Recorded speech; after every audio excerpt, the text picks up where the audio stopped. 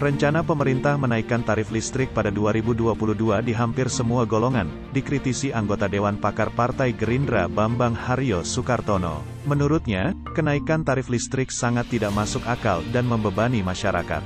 Dikatakan anggota DPR RI periode tahun 2014 sampai tahun 2019, kenaikan tarif listrik juga akan berdampak pada multiplier efek ekonomi yang luar biasa besar di dunia usaha yang akhir-akhir ini mengalami kesulitan karena pandemi COVID-19 serta penurunan daya beli masyarakat.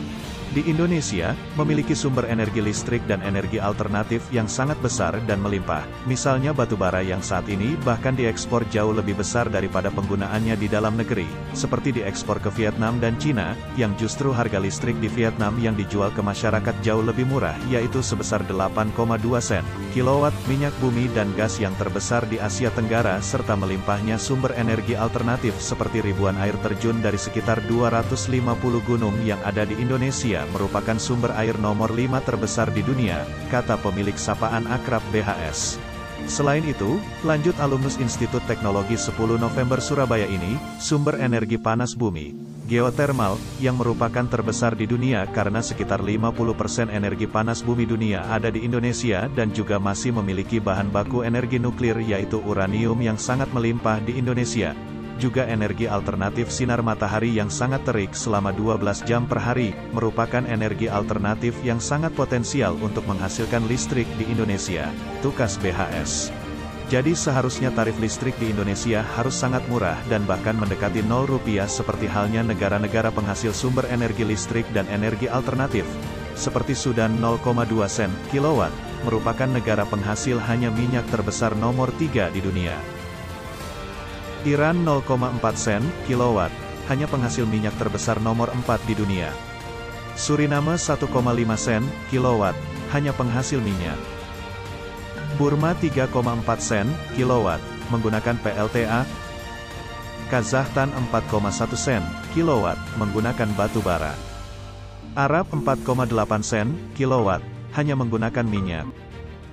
Malaysia 5,2 sen kilowatt, dengan bahan baku energi air. Laos 4,7 sen kilowatt, menggunakan PLTA.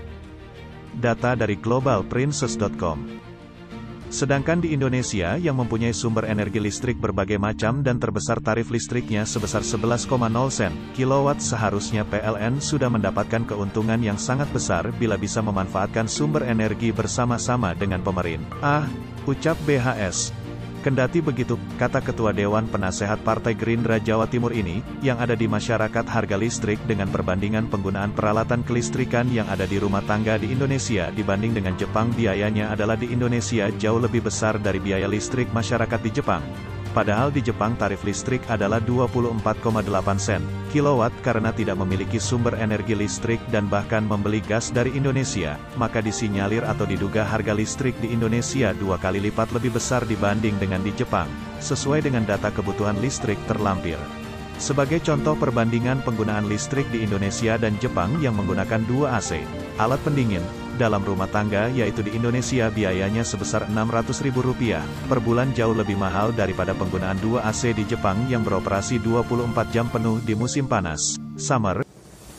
Biayanya Rp2.126 atau sekitar Rp267.000, data tagihan pada April tahun 2021 terlampir, ungkap Bambang Haryo.